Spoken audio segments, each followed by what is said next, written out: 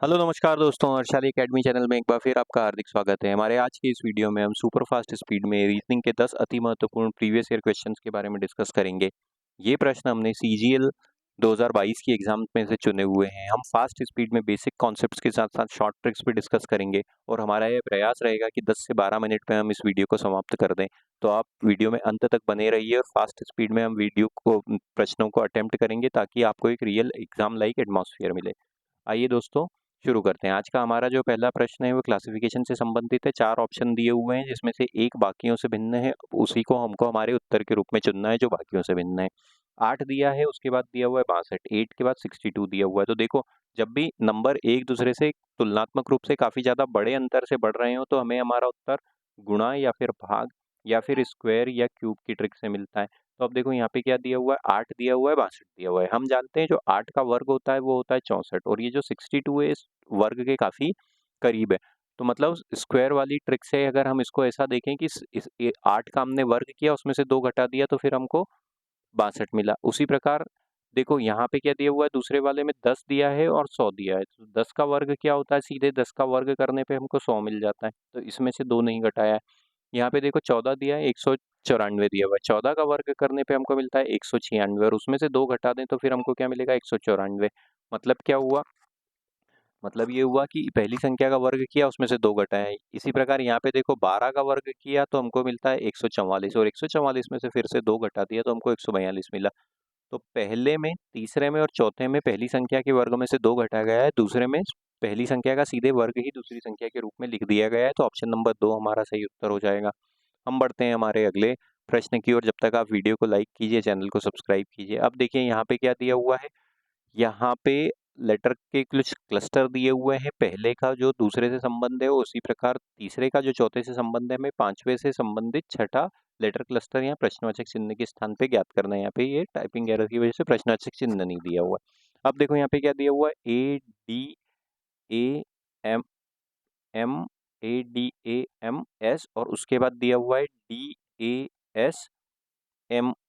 अब यहाँ पे देखो ये जो कोड में या दूसरा जो इसको रीअरेंज करके लिखा गया है वो सभी लेटर्स कॉमन है। ऊपर वाले शब्द में या लेटर क्लस्टर में जो शब्द लेटर्स हैं वो नीचे वाले में भी कॉमन है, सिर्फ उनका स्थान बदला है। जैसे कि डी यहाँ पे आ गया है तो मान लेते हैं ए यहाँ पे आया है, एस यहाँ आया है तो एम यहाँ आया है और ए यहाँ आया है और एम यहाँ हुआ आया। मतलब पहले 2 को डायगोनली लिख दिया गया है, आखिरी वाले 3 को डायगोनली लिख दिया गया है। टावर को कैसे लिखा गया है, TOWER। अब इसको कैसे लिखा गया है, OTREW। तो ये टी डायगोनल हुआ, ये ओ डायगोनल हुआ, ये डब्ल्यू डायगोनल हुआ, ये आर डायगोनल हुआ और ये यहाँ पे भी डायगोनल हुआ। अब देखिए रेनिंग को कैसे लिखा जाएगा, RAINY। तो अब ये क्या हो जाएगा, ये हो जाएगा ए पहले आ जाएगा, आर बाद में आ जाएगा। तो ए आर से कौन सा ऑप्शन शुरू हो रहा है, ऑप्शन नंबर ए की शुरू हो रहा है। ऑप्शन नंबर एक हमारा सही उत्तर हो जाएगा। आगे हमको हल करने की जरूरत ही नहीं है। हम बढ़ते हैं अगले प्रश्न की ओर। अब देखिए ब्लड रिलेशन से संबंधित प्रश्न है। प्रिया ने एक आदमी की ओर इशारा किया और कहा कि वह उसके भाई की दादी की एकमात्र संतान है। उस व्यक्ति का प्रिया से क्या संबंध है। तो मान लेते हैं कि ये प्रिया है, ये प्रिया। प्रिया ने किसकी ओर इशारा किया, एक व्यक्ति की ओर इशारा किया। आदमी है तो ये कोई मेल है, मेल की ओर इशारा किया और कहा, क्या कहा कि वह व्यक्ति उसके भाई, किसके भाई मतलब प्रिया के भाई, ये प्रिया का भाई हो गया। प्रिया के भाई की दादी, भाई की दादी मतलब प्रिया के पिता या उसके भाई के पिता और उसकी माता। तो ये हो गई प्रिया की दादी। दादी की एकमात्र संतान है, दादी की एकमात्र संतान है मतलब क्या हो जाएगा, ये उसके पिता ही हो जाएंगे। उनकी एकमात्र संतान क्या हो जाएगी, उसके पिता हो जाएंगे। तो प्रिया किसकी ओर इशारा कर रही थी, प्रिया अपने पिता की ओर इशारा कर रही थी। कैसे कि प्रिया के भाई की दादी कौन हो गई, उसके पिता की माता हो गई और दादी की एकमात्र संतान कौन है, उसके प्रिया है। वह व्यक्ति प्रिया से किस प्रकार से संबंधित है, पिता के रूप में संबंधित है। ऑप्शन नंबर 3 हमारा सही उत्तर हो जाएगा। आगे चलते हैं, देखते हैं। अब देखिए यहाँ पे फिर से क्लासिफिकेशन से संबंधित प्रश्न है। 17 का जो 189 से संबंध है, इसी प्रकार 13 का जो 69 से संबंध है, 18 से क्या होगा। सीधे देखने पे समझ में आ रहा है कि 17 का जो वर्ग होता है वो क्या होता है, 289 होता है। उसमें से अगर हमने 100 कम कर दिया तो हमको क्या मिला, 189 मिला। इसी प्रकार 13 का जो वर्ग होता है वो क्या होता है, वो होता है 169। 169 में से अगर हमने 100 कम कर दिया तो हमको क्या मिलेगा, 69। मतलब पहली संख्या ए है, दूसरी संख्या बी है। हमने पहली संख्या ए का वर्ग किया, उसमें से 100 घटा दिया तो हमको दूसरी संख्या मिल जाती है। इसी प्रकार 18 का जो वर्ग होता है वो क्या होता है, 324। 324 में से अगर हम 100 घटा देंगे तो हमको क्या मिलेगा, 224 मिलेगा। ऑप्शन नंबर 4 हमारा सही उत्तर होगा। उम्मीद करते हैं दोस्तों ये वीडियो आपको पसंद आ रहा होगा। इसी प्रकार के वीडियो पाने के लिए निरंतर चैनल को उसके साथ बने रहिए। चैनल को लाइक कीजिए, चैनल को सब्सक्राइब कीजिए, वीडियो को लाइक कीजिए। हम बढ़ते हैं हमारे अगले प्रश्न की ओर। अब देखो यहाँ पे ये फिगर से संबंधित प्रश्न है। प्रश्नवाचक चिन्ह के स्थान पे आने वाली आकृति ज्ञात करनी। पहले इन दोनों को कंपेयर करके देखते हैं। अब देखो यहाँ पे क्या था, एक ही छोटा सा त्रिभुज था बीच में। अगले प्रश्न में, अगली आकृति में वो कहाँ पे आ गया, नीचे की तरफ आ गया। ठीक है, ये त्रिभुज कहाँ गया, नीचे की तरफ इधर आ गया। उसी प्रकार ये जो छोटा सा सर्कल था वो कहाँ आ गया, ये ऊपर चले गया। ये 5 की जगह पे यहाँ पे क्या आ गया, अब यहाँ पे 2 आ गया। ये पैटर्न समझ में आया। इन दोनों में देखते हैं क्या ऐसे ही कुछ कॉमन पैटर्न है। अब ये जो त्रिभुज है ये सबसे ऊपर चले गया। ये वाला जो सर्कल है ये कॉन्स्टेंटली मूव करा, पहले यहाँ था, यहाँ से यहाँ आया इस चित्र में, और अब यहाँ से यहाँ पे आ गया। मतलब ये सर्कल तो मूव कर रहा है। और ये जो 2 है अब वापस 5 बन के यहाँ पे शिफ्ट हो गया। आगे क्या हुआ, आगे ये हुआ, इन दोनों को अब देखते हैं। तो इन दोनों में ये सर्कल तो देखो कॉन्स्टेंटली मूव कर रहा है। पहले यहाँ था, फिर यहाँ पे आया, फिर यहाँ पे आया, उसके बाद अब यहाँ पे आ गया बीच में। तो और ये जो सर्कल है, ये त्रिभुज है, जो ट्राइंगल है, वो जो ट्राइंगल है वो ये ऊपर से फिर से यहाँ बीच वाले स्थान पे आ गया। और ये 5 अब वापस पूरा इधर मूव होके 2 पे आ गया। तो 5 पहले 2 बन जाता है, फिर 5 बन जाता है, फिर 2 बन जाता है। और मूव कैसे हो रहा है, इतने ही स्थान पे, मतलब इतने इतने स्थान पे मूव हो रहा है। पहले यहाँ आ जाता है, फिर यहाँ आ जाता है। तो अब आकृति में क्या हो जाएगा, देखो ये त्रिभुज कहाँ आ जाएगा, अब ये त्रिभुज चूंकि ये भी इतने इतने स्थान पे ही मूव कर रहा था, तो अब ये त्रिभुज यहाँ पे नीचे आ जाएगा। ये नीचे आ गया। अब नीचे कौन कौन सी आकृति में त्रिभुज दिया हुआ है, नीचे दिया हुआ है ऑप्शन नंबर 1 में और ऑप्शन नंबर 3 में। तो 4 हमारा रूल आउट हो जाता है, 2 रूल आउट हो जाता है। उसके बाद देखो ये सर्कल कैसे मूव कर रहा है, ये सर्कल यहाँ पे आया, फिर यहाँ, यहाँ से यहाँ आया, फिर यहाँ आया, अब यहाँ पे आ गया। तो अब ये किधर आ जाएगा, ये इस कॉर्नर पे आ जाएगा। कॉर्नर पे सर्कल कौन सी वाली आकृति में दिया हुआ है, नीचे त्रिभुज और कॉर्नर, तो ये दोनों में ही दिया हुआ है। अब देखो ये 2 के बाद अब ये 2 अगली आकृति में क्या बन जाएगा, 5 बन जाएगा। तो ये 5 कहाँ पे, यहाँ है। तो ये वाला ऑप्शन हमारा सही उत्तर हो जाएगा। थोड़ा सा हमको केयरफुली ऑब्जर्व करना था और हमें हमारा उत्तर ज्ञात हो गया है।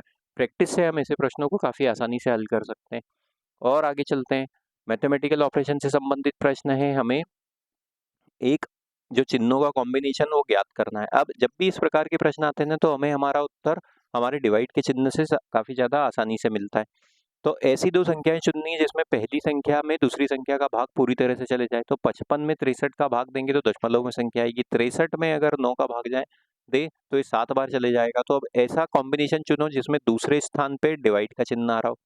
वो किस में आ रहा है, ये देखो यहाँ पे दूसरे ऑप्शन में आ रहा है। इसके हिसाब से इसको हल कर लेते हैं। तो देखो क्या हो जाएगा, 55 गुणा 63 धन डिवाइडेड बाय 9 धन 8 -3। बॉडमेस नियम से हल कर लेते हैं। ये हो जाता है 7 बार गया।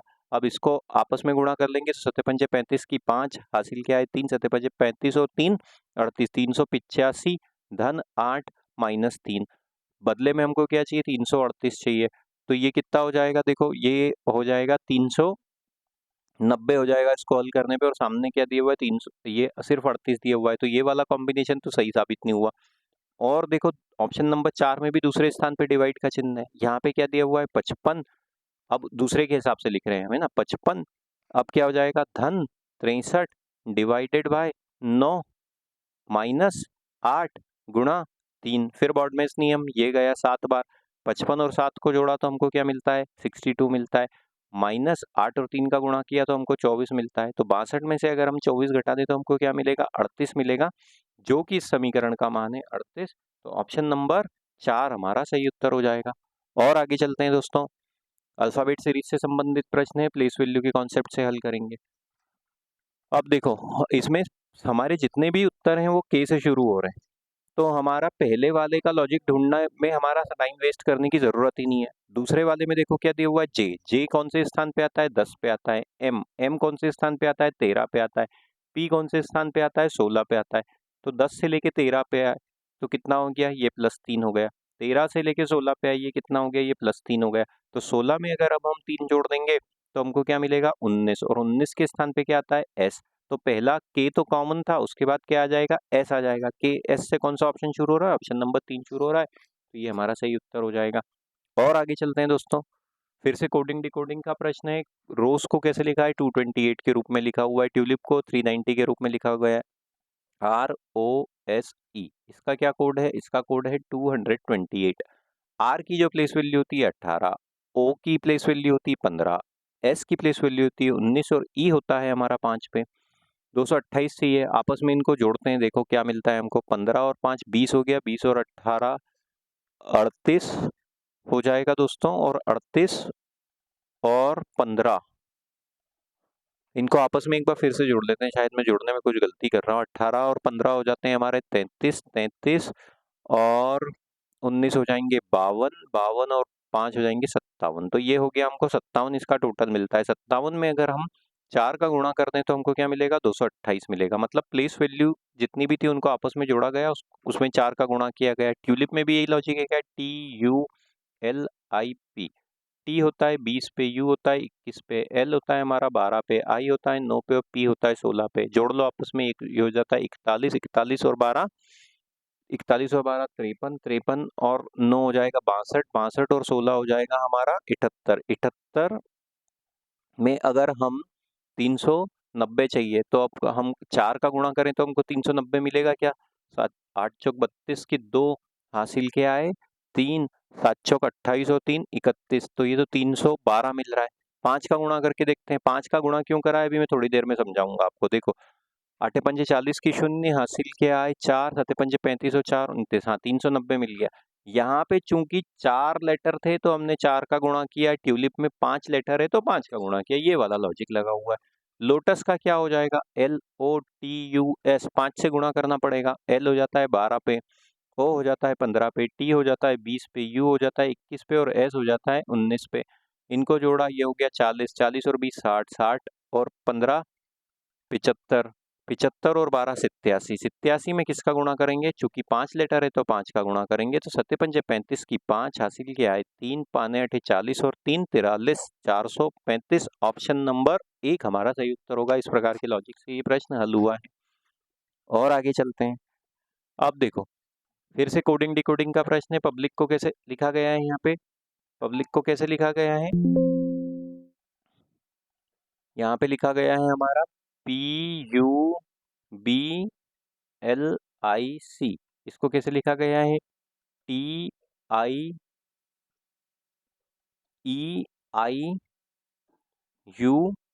इनकी प्लेस वैल्यू लिख लेते हैं। अब इनकी प्लेस वैल्यू देख लेते हैं। टी हो जाता है हमारा 16 पे, यू हो जाता है हमारा 21 पे, बी हो जाता है 2 पे, एल हो जाता है 12 पे, आई हो जाता है 9 पे, और सी हो जाता है 3 पे। इसी प्रकार टी हो गया हमारा 20 पे, आई हो जाता है हमारा 9 पे, ई हो जाता है हमारा 5 पे, आई हो जाता है हमारा 9 पे, और देखो यू हो जाता है हमारा 21 पे, और वाई हो जाता है हमारा 25 पे।